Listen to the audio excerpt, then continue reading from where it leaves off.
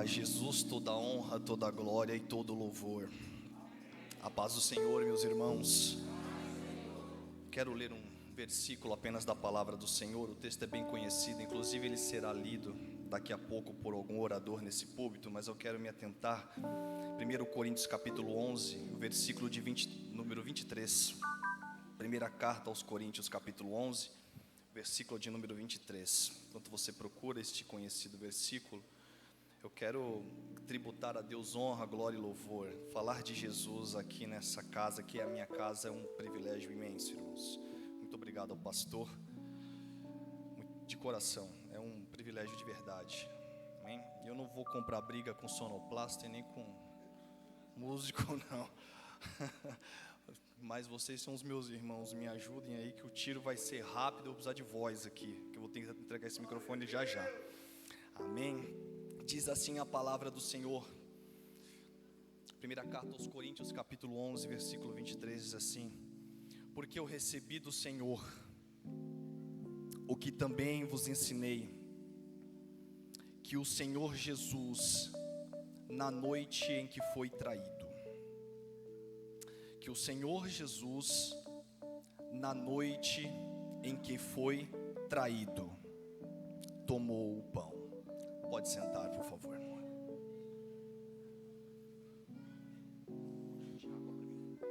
Obrigado. Meus irmãos, vocês estão bem? Como você chegou aqui hoje? Essa pergunta é minha para ti, mas existe um Espírito, que é o Espírito de Deus, que te conhece, sabe como você está, conhece o teu interior, conhece a tua semana como foi, conhece esse último mês. Muito obrigado, pastor. O que você passou da última ceia para cá. E amanhã, quando você acordar pela manhã, talvez você não lembre o nome do pregador, talvez você não lembre o nome de quem solou o hino aqui hoje, mas de fato, por ordenança bíblica, você precisa entender uma coisa: que esse culto aqui é em memória daquele que deu a vida por você. Eu poderia falar de Abraão, Isaac, Jacó, eu poderia falar de José, Moisés, poderia falar de todos os reis e juízes da Bíblia, mas hoje eu preciso dizer a você que Jesus Cristo, Ele é o único Senhor.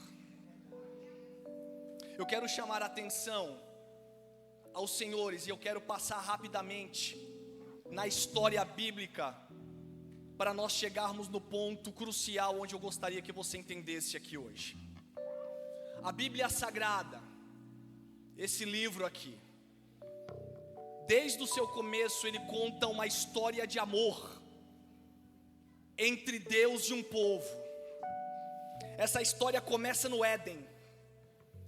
Essa história começa quando Deus ele planeja, arquiteta e executa um jardim para um casal habitar. Mas tudo que Deus faz tem regra. Todo o ambiente gostoso que Deus te proporciona, no meio dele existem proibições de coisas que se deve e não se deve fazer. Assim foi o jardim. Não quero me atentar aqui, mas você sabe que houve um casal que pecou e foi expulso de lá. E foi inaugurado o pecado no mundo ali.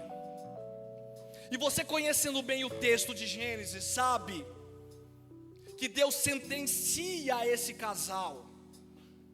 E Deus coloca dores para que essa mulher conceba filhos a partir de então.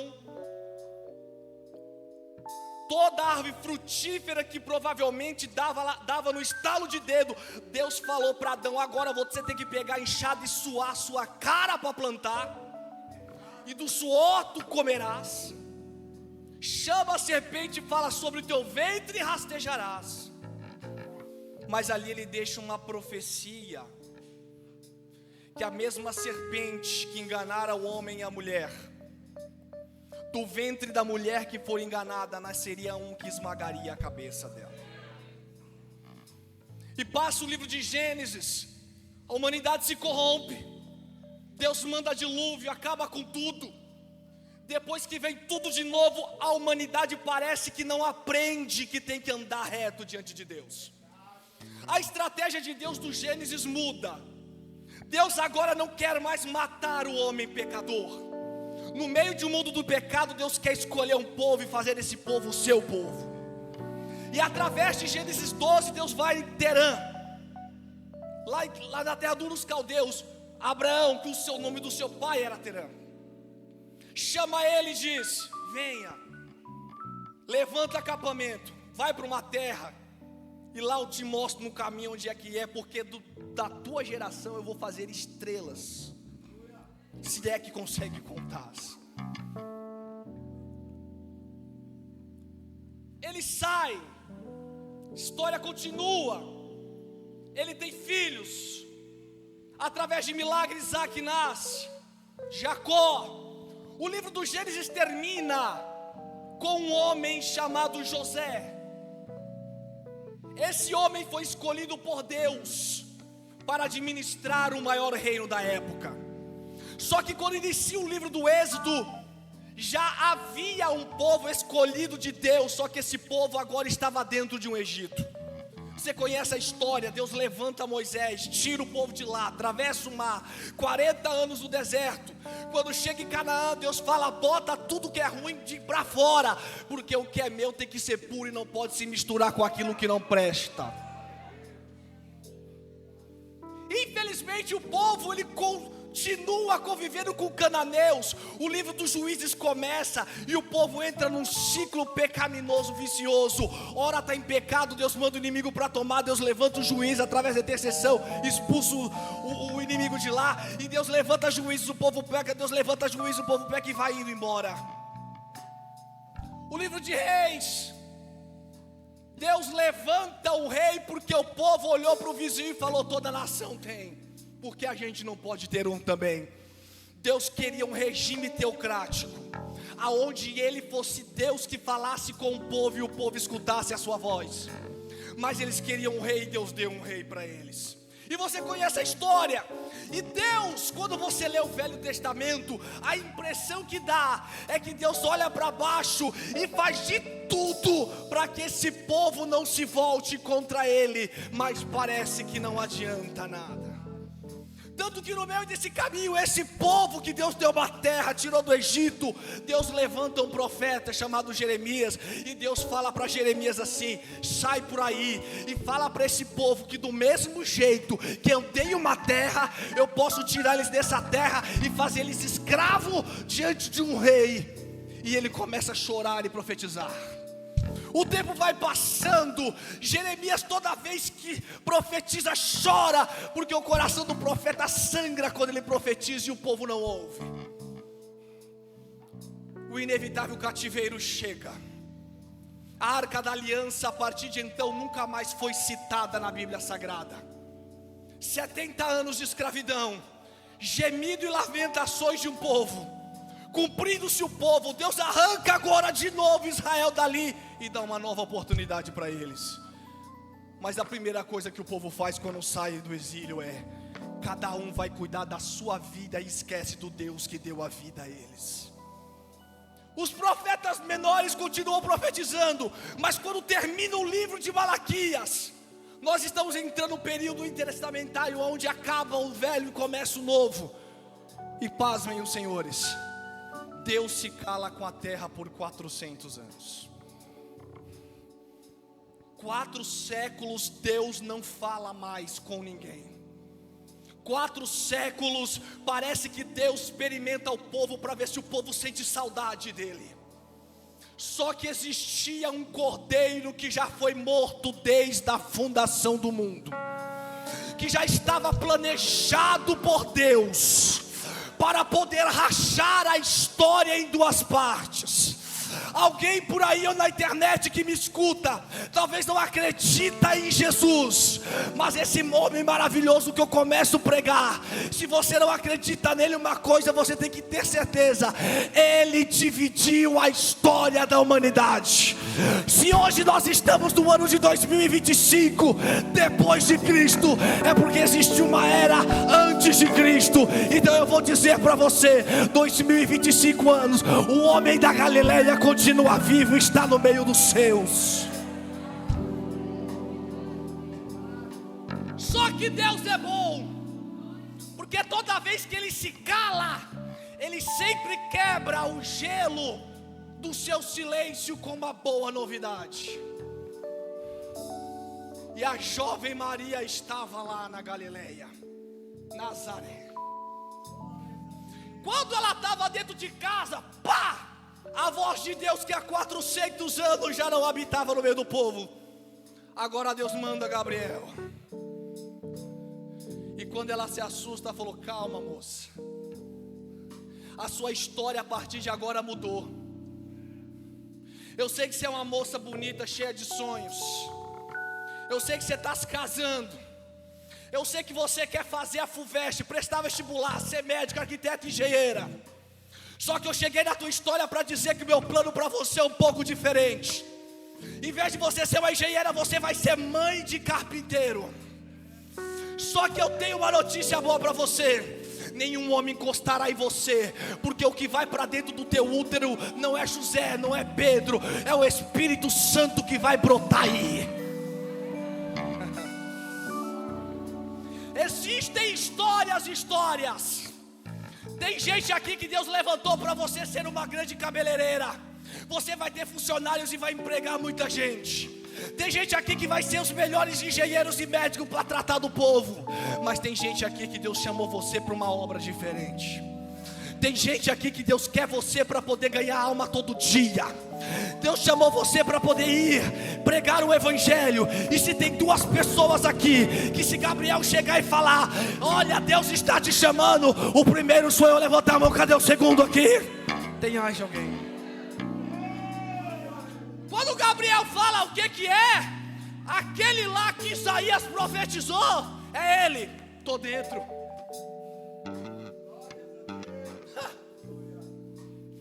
Quando é que a barriga começa a crescer? Já está grávida, vai lá. Quando o menino nasce, ele começa já a pregar com 12 anos no meio de doutores. Com 30 anos, Jesus começa verdadeiramente o seu ministério. E ele começa a se revelar ao povo.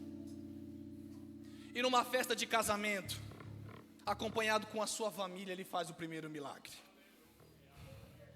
Ninguém conhecia Jesus.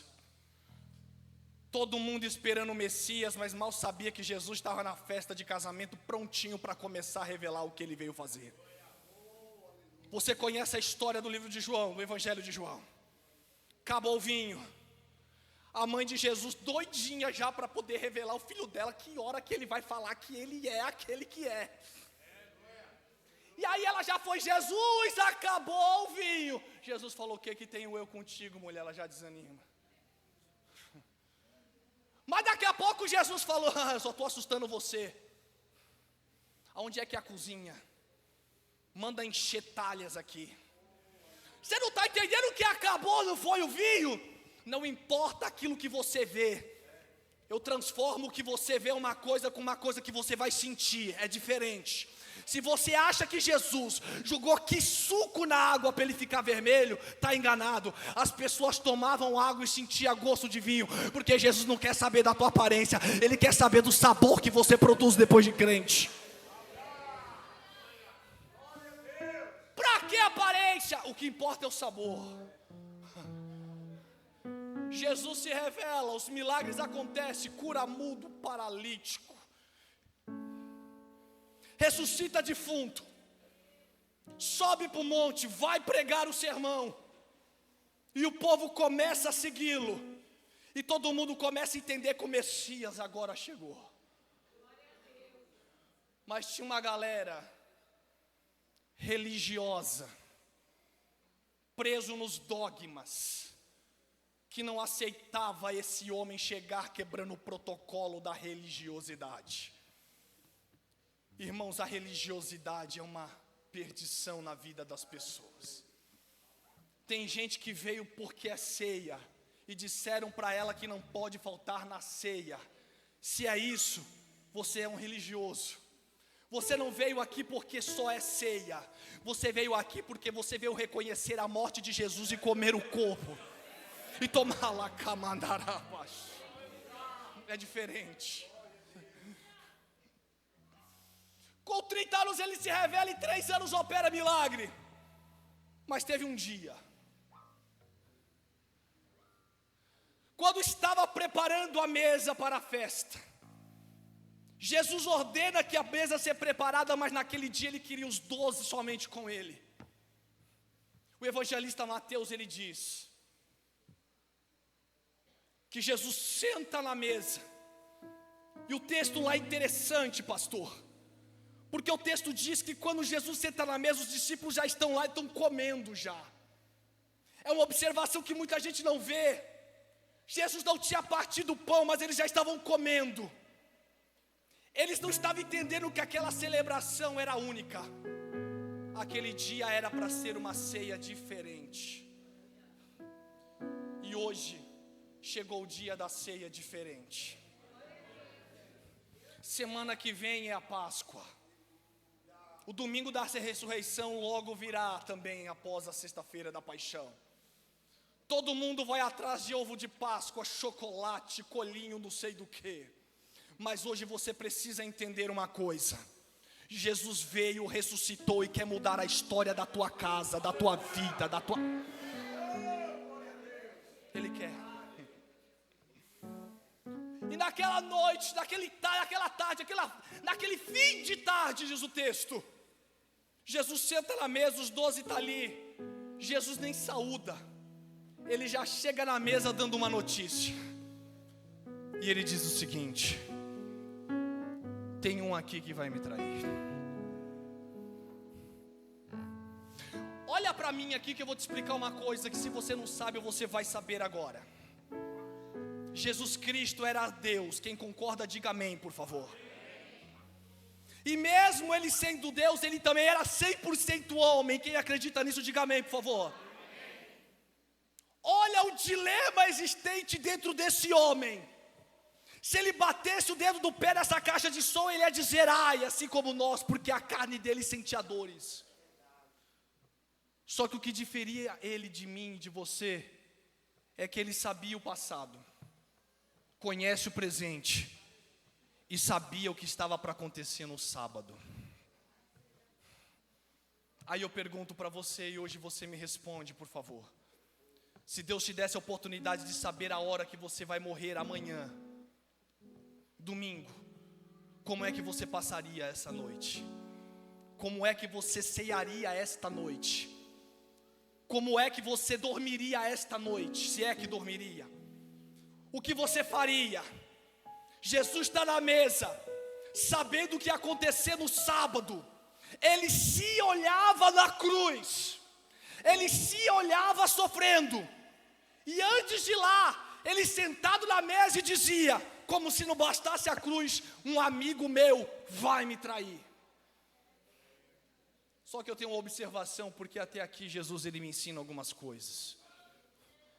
Jesus estava angustiado naquela ceia, mas ele não faltou na ceia.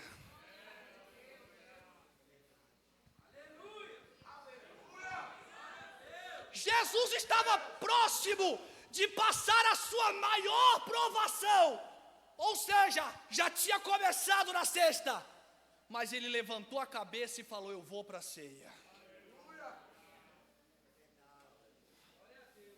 O traidor ia ceiar com ele, mas ele não deixou de ir para a ceia. E tem gente que não quer congregar porque alguém olhou feio para a saia rosa dela. Não quer cantar no grupo porque não gostou da roupa da Cora Fesp. Jesus pouco estava ligando para o traidor. É dia de ceia, bora ceiar. Levante a sua mão quem está cheio de prova, mas veio. É para você essa palavra aqui hoje. Está quebrado, endividado, o cartão está vencendo, mas está com a ceia na boca. Está passando luta com o filho, mas daqui a pouco vai levantar o sangue de Jesus para o alto e vai colocar na boca. Você é vencedor, levanta a tua mão, diabo, precisa saber que você está aí. Olha aí, Satanás, fica com a tua mão levantada. Olha aí, diabo, tem gente que foi traído e não veio. A gente está aqui todo quebrado de prova, mas daqui a pouco a gente vai sentar na mesa do Cordeiro. Qualquer coisa está tirando a boca da ceia do povo, ou a ceia da boca do povo. Eu não vou, eu estou triste. Eu não vou, a semana não foi boa. Eu não vou, lá tem um monte de gente que eu não gosto. E daí, meu irmão? Não fui eu que morri na cruz por você. Esse que vos prego foi, sentou na mesa e disse: alguém aqui vai me trair. Jesus está dizendo: estamos em 13 aqui. Tem eu e mais 12. Tem um aqui que já projetou tudo. E você está perto de me trair. O alvoroço da mesa começou. O pão que estava na boca de João cai. Sou eu, Senhor. Pedro, sou eu, Senhor. Sou eu, Senhor. Sou eu, Senhor. E Jesus quieto. E vem Tiago: sou eu, Senhor. E todo mundo: fala logo quem é. Se o Senhor conhece o futuro e sabe quem vai trair, revela quem é. Daqui a pouco Judas abre a boca e pergunta a mesma coisa. Só que Judas, ele faz isso aqui. Ele fala: sou eu, Senhor. E coloca a mão no prato. E Jesus fala: aquele que está metendo a mão no prato aí é ele. Aí ele tira assustado. É ele. E todo mundo, aquele climão na ceia. Só que o interessante é que Jesus não tirou Judas da mesa. Jesus não disse: é você, levanta e vai embora. Não está no texto isso. Porque o próprio Paulo disse: examinai, pois, o homem a si mesmo. Não é examinar a vida dos outros, é examinar a tua. Não é cuidar da vida dos outros, é cuidar da tua. Nossa, a irmã fulana de tal está aqui, passou na minha rua vestida de tal jeito. Cuida da tua vida, examinar, pois o homem é a si mesmo. Desculpa falar assim, não quero ser mal educado. O que está matando a igreja, a gente olhar para a vida dos outros. Mas se hoje eu olhar para dentro de mim, o Espírito Santo vai me colocar na frente de um espelho. E ali eu vou colocar ali em xeque todas as minhas falibilidades. E o que você está falando, pregador? Se eu pequei, não é para eu não ceiar, não estou falando isso. Caia na frente do espelho, diante de Jesus, de joelho, e fala: eu sou indigno de ceiar, mas perdoa o meu pecado, que daqui a pouco eu vou botar esse pão na minha boca. É isso que o crente faz.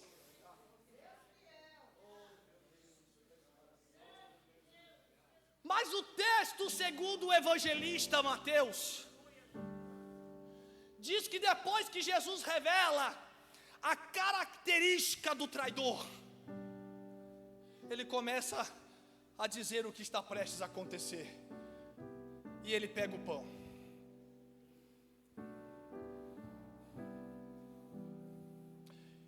E tendo dado graças, levantou aos céus. Olha aqui para mim. Jesus está dizendo assim: agora eu vou explicar para você o que vai acontecer sábado. E ele parte o pão e entrega o pão. Quando Jesus parte o pão, eles estão dizendo: amanhã eles vão querer me rasgar ao meio. E quando ele parte e entrega, ele está dizendo: ainda que eu esteja rasgado, você pode ceiar e cada um vai receber um pedacinho de mim na sua vida. Toma o pão. Toma o pão. Toma o pão. Judas está na mesa, quer comer, Quer? Come. Examine e se pega. O examinar não é só saber se você pisou na casca de banana na semana. O examinar é saber se você ainda continua entendendo que Jesus Cristo é o Senhor da tua família e da tua casa e da sua vida. Tem gente que Jesus já perdeu o senhorio da sua vida porque você pegou o volante da vida, esqueceu e colocou Jesus no banco de carona. Mas Jesus está dizendo, quando você pega o pão e come o pão, eu estou me misturando em você. E agora você não é mais você sozinho. Agora o Emanuel está em ti. A palavra Emanuel significa Deus dentro do homem. E o que é Deus dentro do homem? Você vem ceia, você come, esse pão pode bater no teu estômago, mas o símbolo dele vai refrigerar a tua alma da cabeça aos pés. Então quando você pega isso, você não pode pegar esse pão como se ele fosse o café da manhã que você tomou. Você pega ele e fala, esse é o pedaço que Jesus distribuiu na mesa. Isso daqui foi preço de sangue.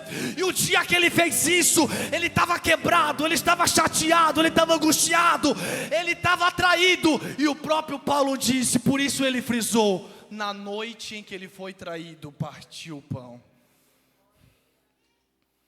Amanhã você vai chegar,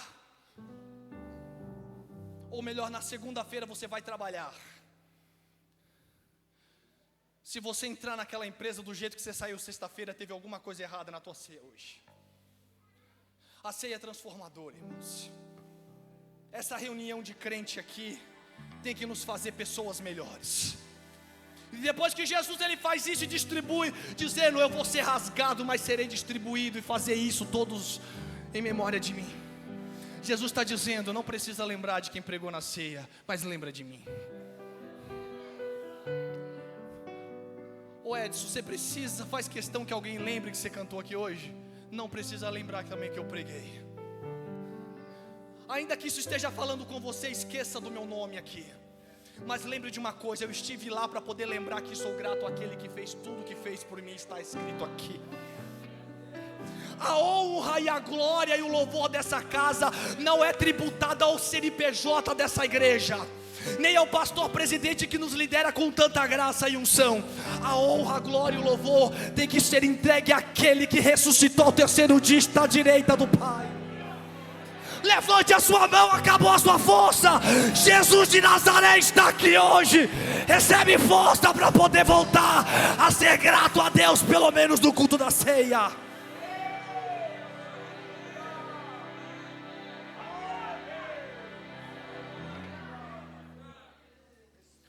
Quando você come mal, tu fica fraco.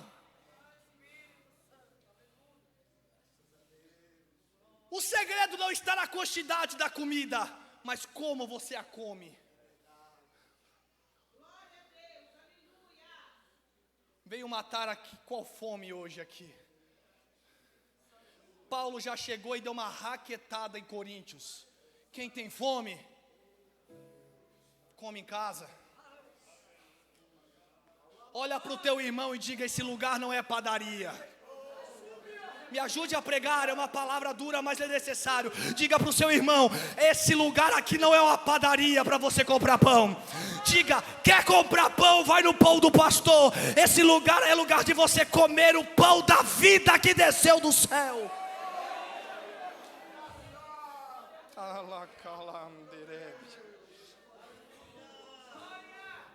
Como é que você olha para o pão?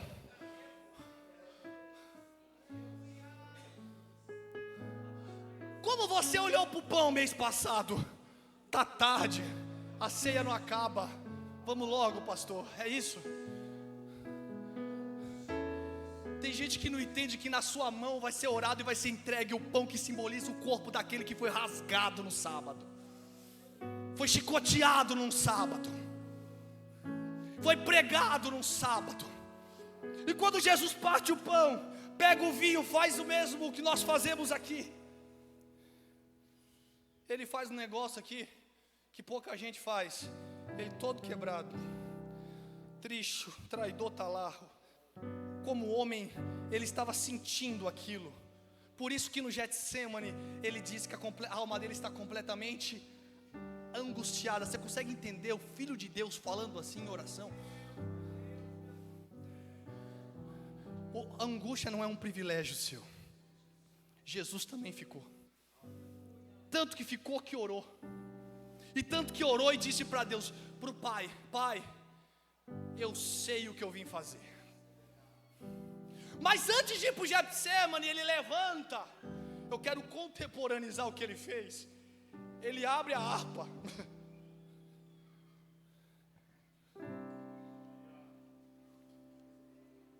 Todo mundo triste porque o traidor estava ali. Todo mundo triste que estava entendendo que o pão partido seria a morte dele. A ceia naquela noite não foi alegre. Mas ele está cantando. Vê os cravos nas mãos. Canta aí. Jesus já está explicando o que estava acontecendo. Ia para acontecer. E ele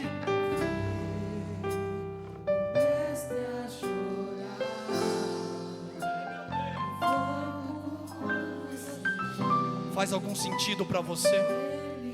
Tudo isso aqui?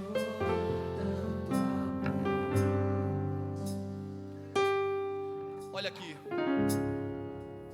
Jesus acaba o hino, levanta e fala: vamos subir ao monte para orar, porque essa noite vai ser difícil.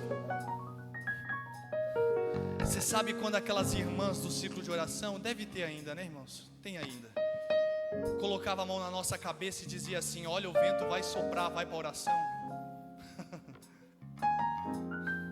Uma vez uma irmã, eu estava numa vigília, ela falou assim: eu vejo você rodando dentro de um grande funil. Eu falei: meu Deus do céu. Eu ficava desesperado, contava os dias, Deus me passava na moenda, mas eu saía de lá mais forte. E a profeta sempre dizia: vai orar. Jesus está dizendo: bora orar comigo, porque será amanhã um dia difícil, querendo ele dizer. E quando ele chega no monte, ele deixa 8 ali, porque Judas já tinha ido embora. Agora eles estão em 11. E 3 que eram mais amigos, é Pedro, Tiago e João. Ele fala: vocês oram aqui, e vocês 3, bora quebrar o pato um pouquinho, porque eu preciso de amigo para vir orar mais perto de mim. A gente tem amigo para tudo. A gente tem amigo para poder falar do Corinthians. E vai Corinthians. Tem uns aí que se reúnem até para falar do time de São Paulo. Volta para Jesus hoje, São Paulino.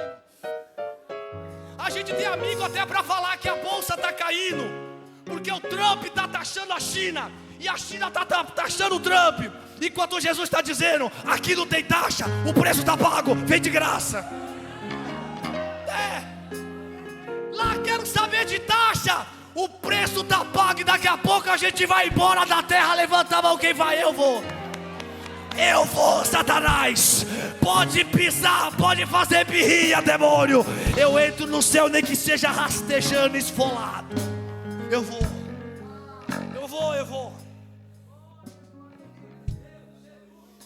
E a oração do Getsemane você conhece.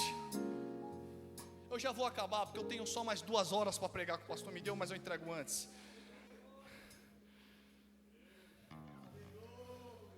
Quando Jesus termina de orar na agonia, tem o texto que vai dizer assim, na minha tradução aqui de Mateus, que chega uma grande multidão para prendê-lo, com espada, com varas de pau, diz a minha tradução. Tinha gente armado de tudo quanto é jeito para pegar Jesus no monte. Você conhece lá, Pedro arranca a espada, corta a orelha do soldado. Jesus colhe e fala: se eu quisesse, eu mandava era 12 legiões aqui, meu filho, fica quieto. Jesus está dizendo: se eu quisesse aqui, eu assoprava e acabava com todo mundo. Vocês não estão me matando, eu me entrego. Prende, algema. Judas tinha beijado Jesus. estava no lado oposto, estava na mesa na sexta, mas estava lá do outro lado no sábado. E a pergunta é: tu vai sair daqui e vai para qual lado amanhã? Tu está nesse time aqui ou está no time da concorrência? Aqui está a presença do Espírito Santo. Lá estão os perseguidores da igreja. Fica aqui. E eu perguntei-me, pastor, já para quase encerrar, por que é que foi que Judas precisou beijar Jesus, sendo que eles estavam em 11, mas Jesus 12? Será que não era fácil reconhecê-lo? Até parece, mas o problema é que quando a gente anda com Jesus, a gente fica a cara dele.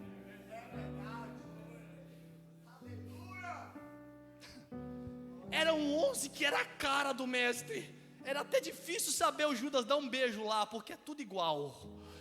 Eu olho para Jesus e vejo que Pedro fala igual Jesus. Eu olho para ele, mas João também tem a cara dele, porque também anda igual ele. Eles sempre estão juntos, se misturou. Só que o problema é que tem gente que quando perde o Espírito Santo, o semblante de crente vai indo embora. E a gente já começa a ser confundido com o ímpio. E eu tenho uma profecia aqui, eu vou lançar agora, e é principalmente para jovem e adolescente. Se você é escolhido de Deus e tem vergonha de falar que é crente, pode ficar despreocupado, Ele já sabe faz tempo, porque você está no meio da presença do Deus eterno. Não tem como, porque quando Pedro também saiu e foi andando perto onde Jesus estava sendo questionado, veio a faxineira falar: ei, eu conheço você. Ele falou: você anda com ele, você fala igual a ele. E Pedro falou: e agora complicou, eu andei tanto com Jesus, que agora eu dizendo que não é, ele sabe que eu é. Não adianta você desviar, até desviado alguém vai te buscar na balada e falar: sai daqui, porque você não é daqui, você é crente, vai embora. Já viu a história do pastor? O testemunho de um pastor que eu ouvi. Deus pôs ele no funil, ao ponto dele falar: amanhã eu entrego a credencial e vou para o mundo.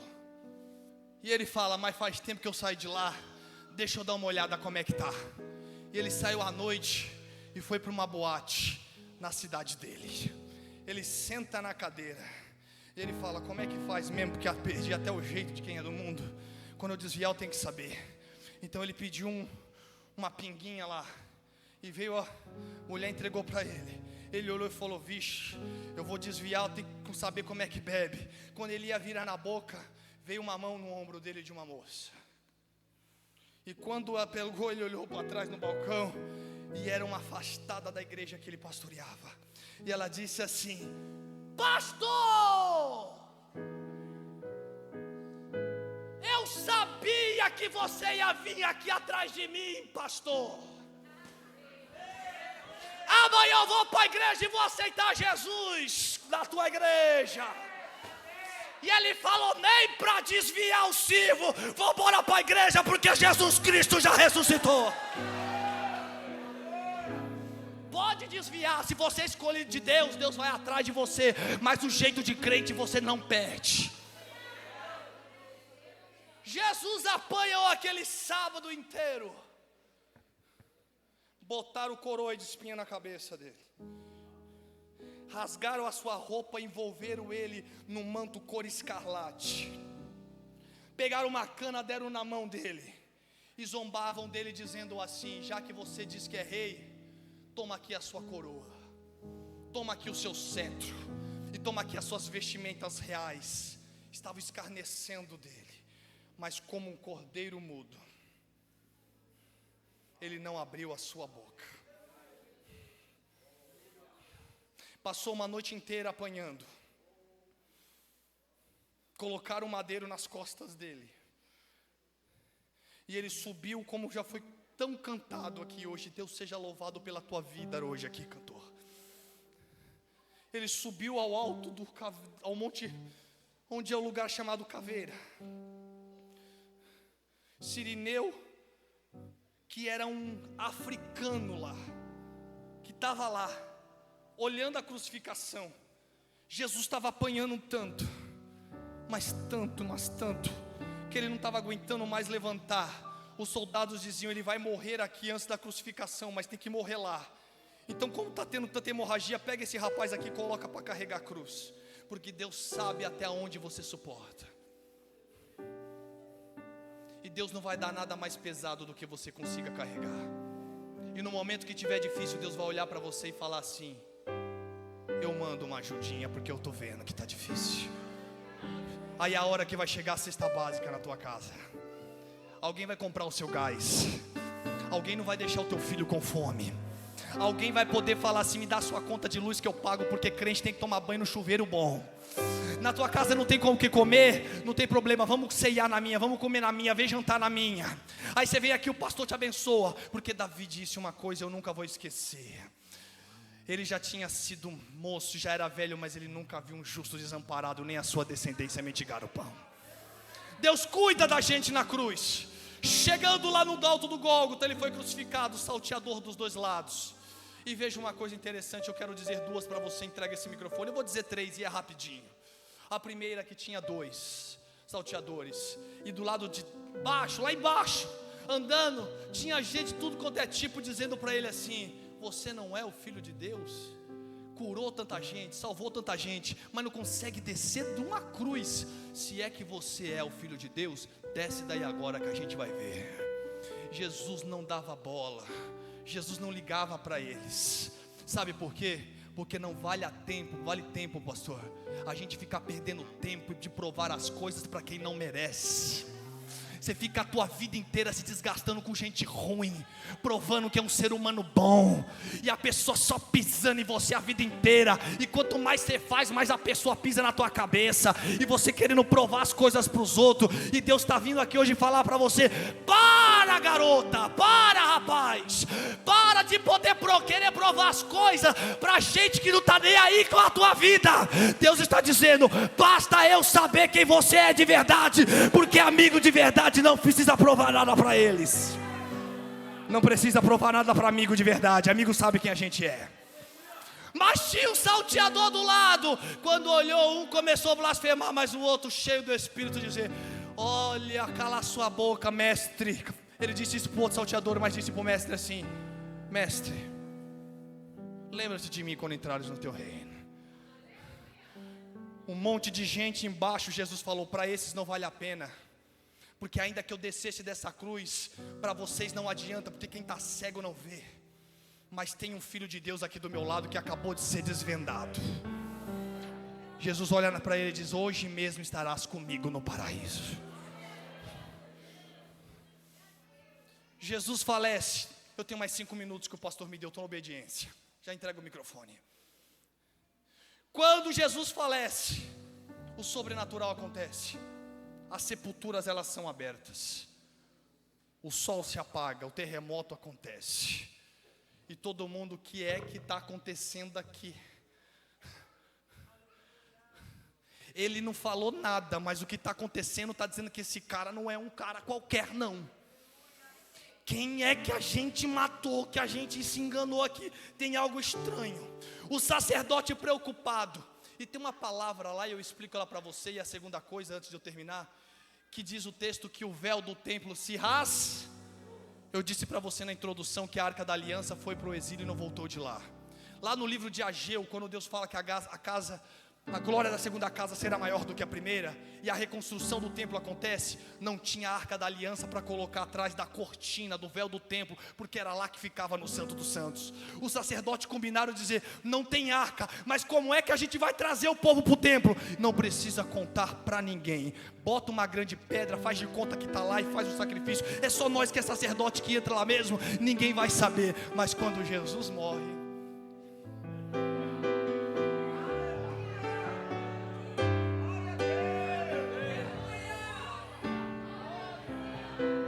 se você estivesse entendendo a grandeza que é isso, você já estava adorando Ele.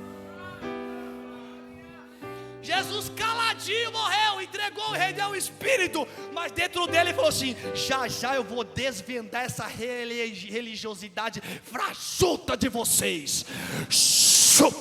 Rasgou. E cadê a arca? Não tem. Uma grande pedra. Até tem um inário dos judeus, até aquele determinado que cantava: ó Deus dos exércitos, que colocou no coração, que colocou no lugar da tua presença uma grande pedra, fazendo alusão ao que Jesus fez e mostrou naquele dia. Até o judeu cantou isso, e cantou até um determinado período da história. E Jesus está dizendo: agora não precisa mais de caixote de madeira nenhum. Agora não precisa mais de arca da aliança. A minha morte agora não é só sacerdote que entra na fogueira para receber o Espírito Santo do lado de dentro. A Dona Maria, se quiser, vem. O que precisa? Precisa de arca? Não. Precisa de copo d'água em cima do rádio? Também não. Não precisa de ungido, não precisa de ninguém. Basta o quê? Basta um pedreiro e um pintor reunido no nome dele, e ele estará no meio, assim diz o Senhor. Se você entender isso, você vai fazer culto com mais um. Eu sinto a presença de Jesus aqui. Eu não posso deixar de concluir nesses 3 minutos finais. Com o maior de tudo, José de Arimateia chega em Pilatos e diz assim: já que ele está morto, me dá o corpo dele. Eu tenho um túmulo 0 quilômetro. Nunca nenhum defunto entrou lá. Fica no fundo de uma rocha. Pilatos entrega. Ele pega um lenço, envolve o corpo de Jesus todinho ensanguentado, leva e coloca ele na sepultura. Pega uma pedra e coloca na frente. E aquele sábado é um sábado de muita tristeza para todos. Só que eles fizeram uma reunião, pastor. O texto bíblico vai dizer que disseram assim: a gente lembra que esse homem aí ficava falando que ia ressuscitar no 3º dia. E como teve um monte de coisa que aconteceu, o sol apagou, terremoto, teve gente até que ressuscitou no cemitério. E o véu também, vocês viram que vergonha, gente, está todo mundo sabendo agora. Vamos fazer o seguinte: coloca um soldado na porta do túmulo. Vai que eles roubam o corpo e falam que Jesus ressuscitou. E lá foi o soldado e ficou. Não piscava. Todo mundo que passava mandava se afastar do túmulo. Aqui não. Aqui ninguém pega. Mas à meia-noite do 3º dia,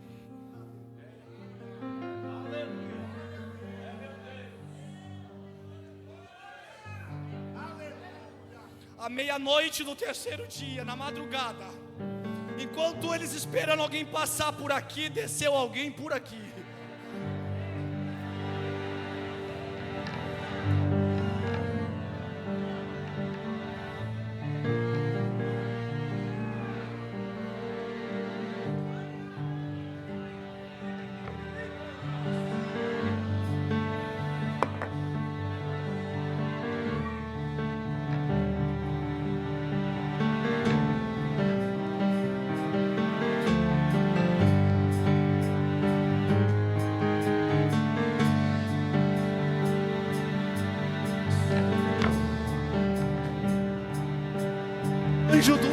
O anjo do Senhor desceu.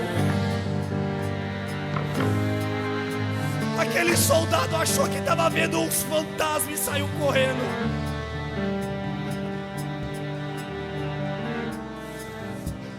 Chegou lá nos patrões dele, nos governantes, e disse: vocês não sabem o que aconteceu. O que aconteceu?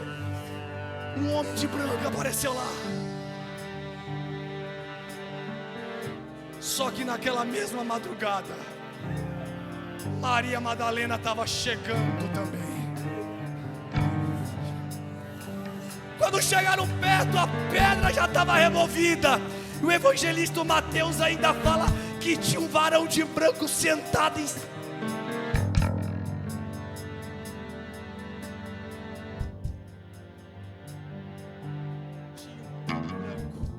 Me dá um pouquinho de retorno aqui, um pouco mais de... Sentado.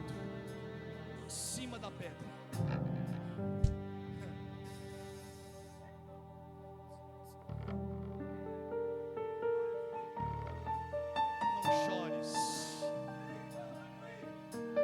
Mulher, não chores mais. Porque o Jesus que você está procurando aqui não está mais aqui. Você lembra que ele pregava? Então, chegou o dia. Já ressuscitou. Quando elas estão saindo, Jesus aparece a elas no caminho. O evangelista vai dizer que Jesus dá ordem, vai lá e conta para todo mundo. E elas, maravilhadas, não sabia se ficava, não sabia se contava, e estava dizendo ali: eu vou aparecer na Galileia, avisa todo mundo lá. Manda pra lá. E quando chegou lá, Pedro, diz o evangelista escritor, sai correndo na frente. Quando chega no túmulo, o lenço de José Maria Arimateia está jogado, mas o lenço que cobriu o rosto de Jesus não estava assim, ele estava assim, dobradinho e colocado em cima, como que alguém dizendo: eu passei por aqui e já saí.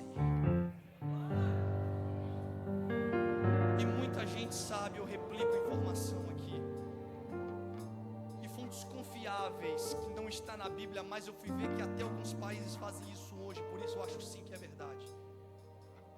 Tem restaurante chique que até hoje segue um costume, que você come lá, e para dizer se a comida estava boa, se você fizer isso com aquele lenço que gente rica bota aqui para comer, sabe aquele lá, que eu não gosto daquilo, eu prefiro limpar a boca com guardanapo mesmo, tem gente que bota aqui.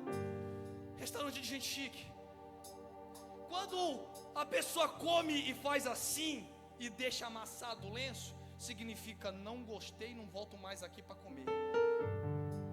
Mas quando o cliente dobra e coloca arrumado do lado do prato, está dizendo: passei por aqui, mas já já eu volto.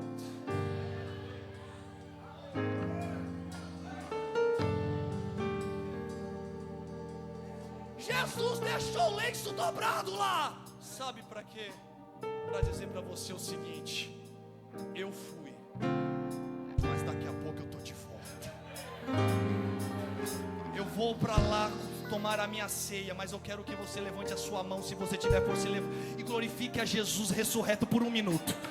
Vai, fecha o teu olho, dá glória, aleluia. Se tiver lágrima, é hora de você falar: Jesus, obrigado por ter morrido por mim numa cruz, mas no terceiro dia levantou-se e ressuscitou. Levanta a sua voz e agradece do jeito que você pode. Deus abençoe.